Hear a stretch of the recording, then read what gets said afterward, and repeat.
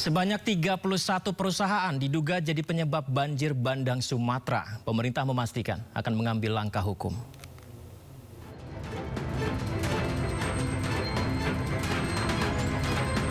Satgas Penertiban Kawasan Hutan atau PKH bergerak cepat memetakan sejumlah perusahaan yang diduga menjadi biang kerok penyebab bencana banjir melanda Aceh dan Sumatera.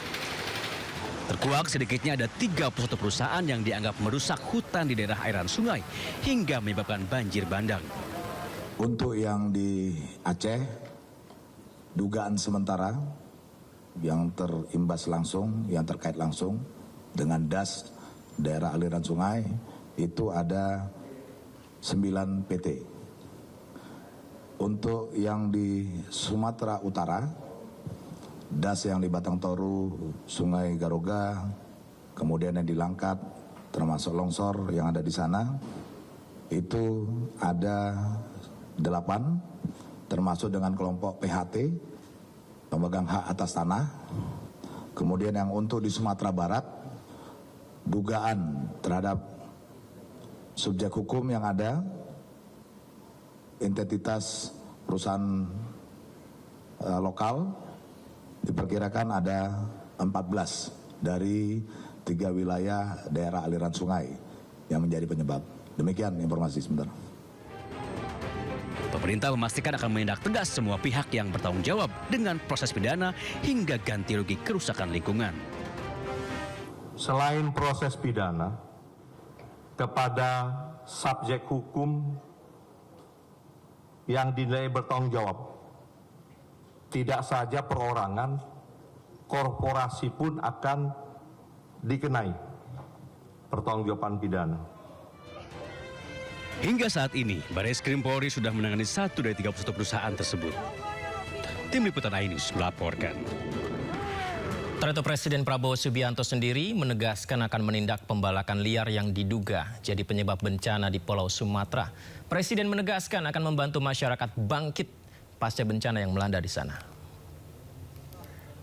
Bahwa pemerintah akan bekerja sangat keras, akan berbuat habis-habisan untuk membantu bapak-bapak, ibu-ibu sekalian di sini. Itulah janji Presiden Prabowo Subianto saat meninjau lokasi bencana di Bener Meriah, Aceh. Di hadapan warga terdampak, Presiden tegaskan pemerintah akan bekerja keras untuk membantu masyarakat. Presiden juga menjawab isu liar pembalakan hutan ugal-ugalan yang dituding menjadi penyebab bencana di sejumlah wilayah di Aceh dan Sumatera. Presiden menegaskan akan menertibkan pembalakan liar, termasuk meminta seluruh kepala daerah meningkatkan pengawasan dan kewaspadaan soal praktik yang buruk bagi lingkungan tersebut. Justru saya mau tertibkan semua itu, ya. Pembalakan liar akan kita tertibkan, sudah kita mulai tertibkan, ya. Berdasarkan data Forest Watch, telah terjadi penurunan hutan di Pulau Sumatera.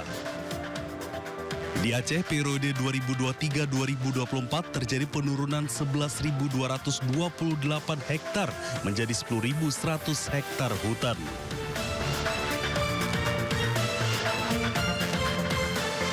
Kondisi serupa juga terjadi di Sumatera Utara, penurunan luas hutan dari 7.141 jadi 6.142 hektar.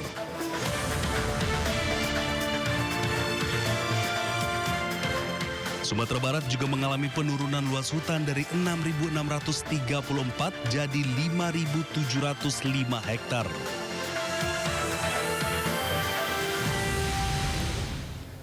Barreskrim Polri akan segera mengumumkan tersangka penyebab bencana di Sumatera Utara. Proses penyidikan fokus pada penguatan alat bukti dengan memintai keterangan sejumlah saksi.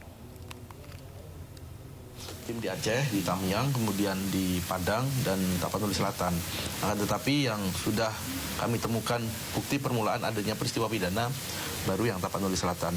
Nanti kami update perkembangan dan kami juga kerjasama dengan rekan-rekan yang lain, Kementerian Lingkungan Hidup, Kementerian Kehutanan, dan terakhir ada Satgas PKH. Kalau peristiwa sudah bulat, adanya peristiwa, ingat ya, penyidikan adalah berarti ditemukan dua alat bukti adanya peristiwa.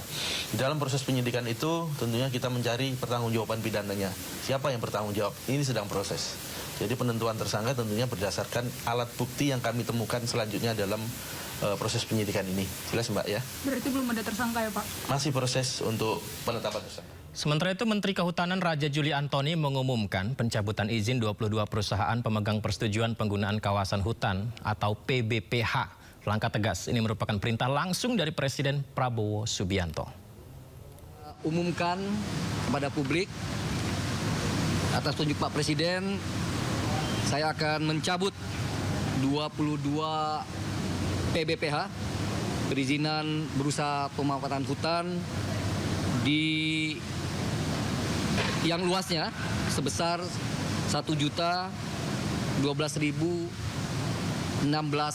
hektar, termasuk diantaranya di Sumatera seluas 116.198 hektar. Detailnya ya, saya akan menuliskan SK pencabutan ini dan nanti akan saya sampaikan kepada rekan-rekan media sekalian. Presiden Prabowo Subianto menggelar sidang kabinet penanganan bencana Sumatera. Presiden menegaskan saat ini fokus pada pemulihan. Inilah sidang kabinet penanganan bencana digelar di Istana Negara Jakarta, dihadiri Menteri Kabinet Merah Putih. Dalam sidang, Presiden menjelaskan pemulihan pasca bencana di Sumatera. Presiden menegaskan Indonesia masih bisa menangani bencana Sumatera tanpa bantuan asing. Saya ditelepon banyak pimpinan kepala negara yang ingin kirim bantuan. Saya bilang terima kasih. Concern Anda, kami mampu. Indonesia mampu mengatasi ini. Ya. Ada yang teriak-teriak ingin ini dinyatakan bencana nasional. Kita sudah kerahkan ini 3 provinsi dari 38 provinsi. Jadi situasi terkendali, saya monitor terus, ya, dan kita sudah merencanakan segera akan kita bentuk. Apakah kita namakan badan atau satgas rehabilitasi dan rekonstruksi. Segera kita akan bangun hunian-hunian sementara dan hunian-hunian tetap. Bahkan mungkin saya dapat laporan dari Menteri Perumahan ya, mungkin mulai hari Minggu ini kita sudah mulai membangun 2.000 rumah. Kemungkinan rumah ini bisa langsung aja jadi rumah tetap ya. Jadi semua unsur juga nanti bekerja sama ya. Jangan ada alasan cari lahan dan sebagainya, pakai lahan milik negara yang ada. Kalau perlu PTPN, kalau perlu konsesi-konsesi hutan itu kita pakai semua. Jadi sekarang ini saatnya terus kita